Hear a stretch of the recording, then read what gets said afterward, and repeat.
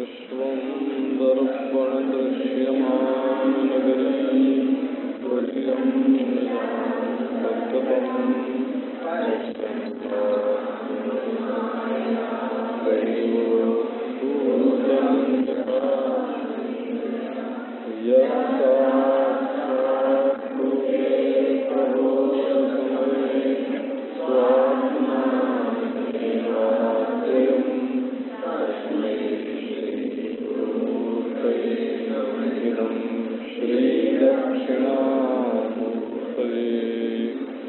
दूर्वादलद्युतितनुं तरुणाब्जनेत्रं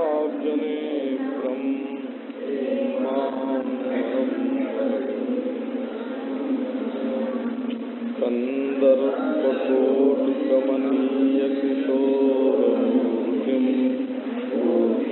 मनोरथविभावजानकीशम् ॐ शान्ति शान्ति शान्ति। सुनहु पवन सुत रहनी हमारी, जिमि दसननि मह जीव विचारी। तात कबहु मोहि जानी अनाथा, करी नहीं कृपा भानुकुल।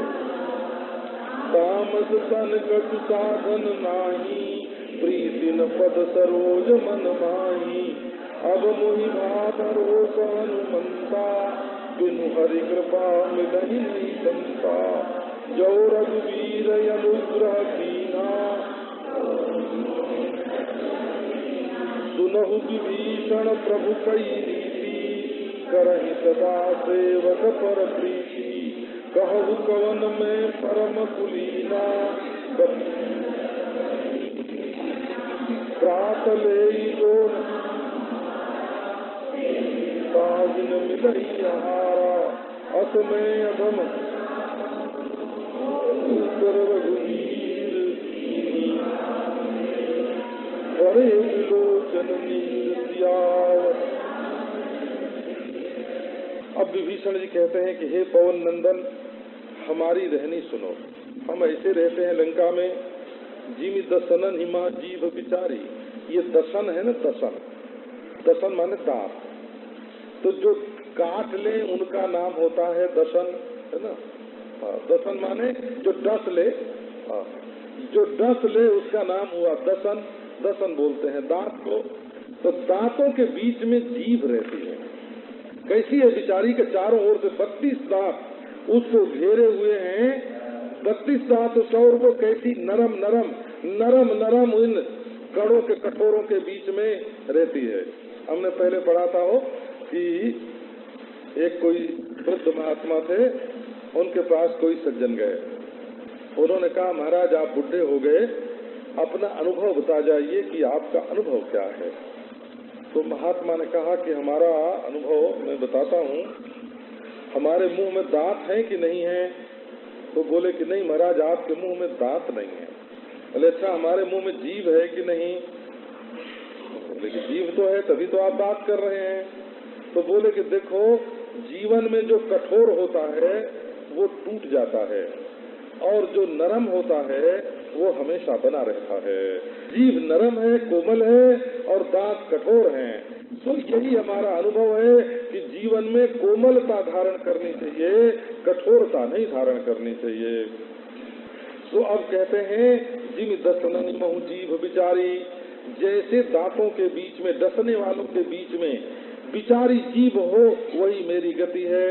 तो हे तात, ये खैर हमारी बात तो छोड़ो, अब हम अपनी बात तुमको क्या सुनावें? भगवान की बात बताओ। क्या मुझे कभी अनाथ जान करके भानुकुलनाथ भगवान श्री रामचंद्र मेरे ऊपर कृपा करेंगे? अपनी बात ज्यादा नहीं सोचनी चाहिए हो। ये देखो भक्त की ये पहचान है। हमसे ये गलती हुई, हम जीवन में ये दुख पाए, ये भोगे, ये किया, वो किया, ये नहीं सोचना चाहिए। ऐसे सोचना चाहिए भगवान ऐसे कृपालु हैं, है ना, वो कब आवेंगे, हमसे कब मिलेंगे, ये सब बात जो है। तो मैं तो तामसी शरीर का हूँ और मेरे पास कोई साधन नहीं है, और मेरे मन में चरण कमल के प्रति प्रीति भी नहीं है। लेकिन हनुमंत, अब मुझे भरोसा हो गया क्यों कि बिना भगवत कृपा के संत की प्राप्ति नहीं होती। अगर संत मिल गया आप तरीका तो भगवान की कृपा जरूर है। जरूर श्री रघुवीर ने मेरे ऊपर अनुग्रह किया है, तभी तो तुमने हठात मेरे बिना बुलाए, है ना, मैंने निमंत्रण नहीं भेजा था और हठात आकर के तुमने मुझे दर्शन दिया। यदि न मिलते बाहर चले जाते तो मैं क्या कर सकता था। अब हनुमान जी कहते हैं कि सुनहु विभीषण प्रभु की रीति, प्रभु की रीति, विभीषण जी तुम हमारे प्रभु की रीति सुनो। करहि सदा सेवक पर प्रीति, वे सदा सेवक पर प्रीति करते हैं। मुझे अनाथ जान करके कभी कृपा करेंगे ऐसा क्यों कहते हो। अरे तुम्हारे ऊपर वो कृपा नहीं करते, वो तो तुमसे बड़ा प्रेम करते हैं। कहु कवन में परम कुलीना, वो तुम कहते हो कि तामस शरीर है मेरा, मैं कौन अच्छे खानदान का हूँ। तुम्हारा शरीर तामस, हमारा शरीर तामस, लेकिन तुम तो बड़े अच्छे अगस्त्य मुनि, पुलस्त्य मुनि के कुल में तुम पैदा हुए, विश्रवा मुनि के तुम हुए। तुम्हारा कुल तो बहुत बढ़िया और हमारा तो कुल भी अच्छा नहीं, और जाति से मैं कपि हूँ और सब प्रकार से हीन हूँ। और तुम्हारा नाम तो प्रातः काल लोग स्मरण करते हैं कि क्योंकि रुक्मान गदार्जुन वशिष्ठ विभीषण आदीन एतान हम परम भागवतान नमामि। रोज लोग प्रातः काल तुम्हारा नाम स्मरण करें और प्रात ले जो नाम हमारा ते दिन ताइन मिले आहारा। प्रातः काल उठ के कोई बानर करने लग जाए हैं तो उसको रोटी न मिले बाबा। अरे नाम लेना चाहिए राम का, बानर का नाम क्यों लेना। तो ऐसा मैं अदम हूँ मेरे मित्र सुनो, मेरे ऊपर भी रघुवीर ने कृपा की। तो अब तो महाराज सुमिर गुण भरे बिलोचन नीर।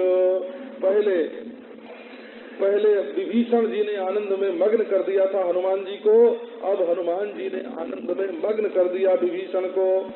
जानत हूँ अब एक दृष्टि सब लोगों पर डालते हैं।